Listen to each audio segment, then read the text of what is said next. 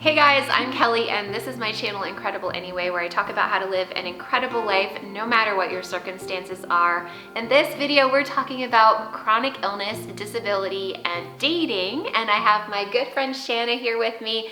We're going to talk about this together and answer some of your questions. Shanna loves vintage and flea marketing, and she has Ehlers-Danlos syndrome and POTS, and she has a golden doodle service dog. As we're talking about dating, this is just two people's experiences, and like anything that's related to chronic illness and disability, experiences are going to vary from person to person. So this is literally just our experiences, and that's going to be, unique to our health issues, but also our age and everything in between. So make sure you remember that when we talk about different things. You've got your profile set up, you have figured out what you want publicly to say about your chronic illness or disability. You're out there, you've got those nerves are over, you're going. You did it!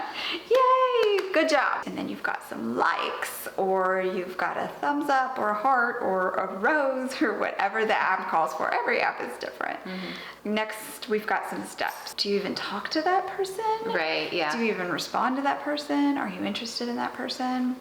Some of that stuff is just generic, basic stuff. Are you attracted to that person? Right. But there's a lot of red flags that are chronic illness, disability related, right? Yeah. Can we list them all? Can we name them all? No. Are a lot of them personal? Yes. We've each had personal experiences that kind of shake us and hurt us. I want to say anybody who gets on dating apps with chronic illness disability are going to be safe and fine, and you're not going to run into anything that's worrisome, but I just don't think that's the case. I think you're going to run into something that's going to be like, ew. Just ew. Ew. You know what? Absolutely, yeah. I mean, I think dating online and online app dating is crazy anyway. It's crazy for a person without chronic illness and disability. And when you put chronic illness and disability in the mix, you give people one more thing to be, as we discussed earlier, rude about, or to say things inappropriately about and be hurtful about. It's a vulnerable place to be. Sometimes if you do share something about your disability in the profile, somebody might be really blunt about it. Like if somebody skips, hi, how are you, or any sort of introduction and just goes straight to, Right. What is your disability, or you're too young to be disabled, or you don't look disabled, or just anything about your disability, It's a red flag. that's, to me, that's a red flag that they aren't. That they aren't focused on you, that they aren't Yeah. focused on us as people. Right. They're more, to me, it's a curious question. Like, do we understand that people want to know what the disability is? Sure. Absolutely. Just like there's a many things. Like, do I want to know if the person, like, if they're divorced? Eventually, I would like to know, it's important to know, okay, well, what happened and what led you there? Like, that would be a conversation down the road. Disability doesn't need to be the first question that's asked. Do we understand that people are curious? 100%. It's a very, very personal question, and we're probably preaching to the choir here. Yes. But I think people, because I've shared this with people who aren't disabled, and they're like, but we would want to know. And I'm like, yeah, but it's just a very rude question to ask first. It's showing us that person is interested in my disability and my chronic health issues more than they're interested in who I am as a person. Because somebody who is more respectful will probably want to get to know who we are. When somebody asks me what my disability is, I don't answer. I have said something back to somebody before and they just didn't get it. So I don't answer. I'm sure that there are people who have good intentions. There are some people out there who have fetishes or kinks with people with disability. They want somebody who they think is going to be dependent on them, and some people see people with disability as being weak, and so they're going to prey on people with disability. So if somebody's asking right off the bat, what is your disability? To me, it's like, well, why do you want to know? That's what I'm thinking. Like, that's kind of strange first question. Later on, sure, but not first question.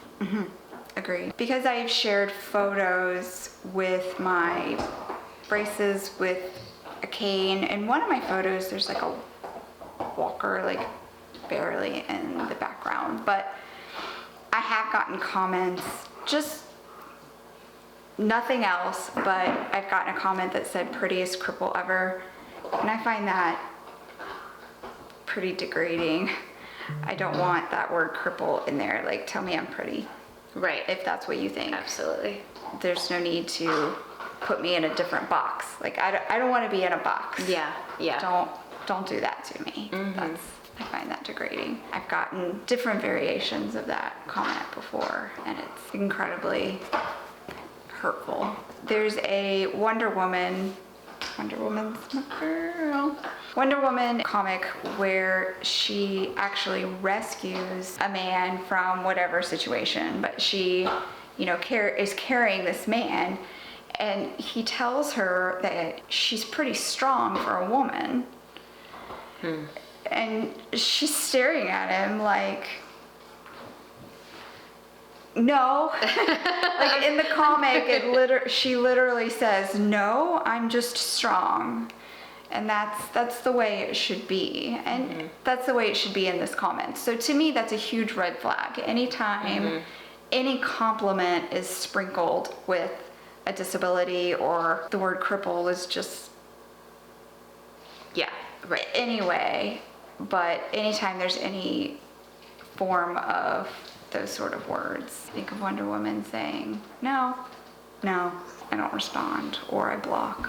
And no, if somebody says anything about disability or chronic illness that makes you feel uncomfortable or asks anything, I mean, you can just say no. Like, you're not interested. I think the whole thing, what that we have kind of come to is that it's about what makes you feel safe. And I know I said that earlier, but I think it's about what you feel safe and what makes you feel comfortable. And unfortunately, the reality is we're going to get these horrible comments said to us.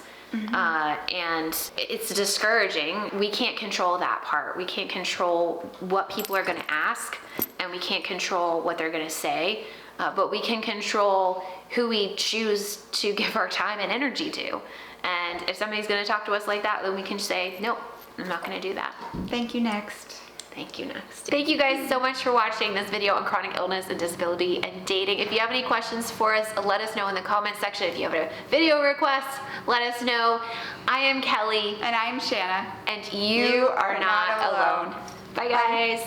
You are not alone in this world. You are not alone. You are not alone in this world. You are not alone.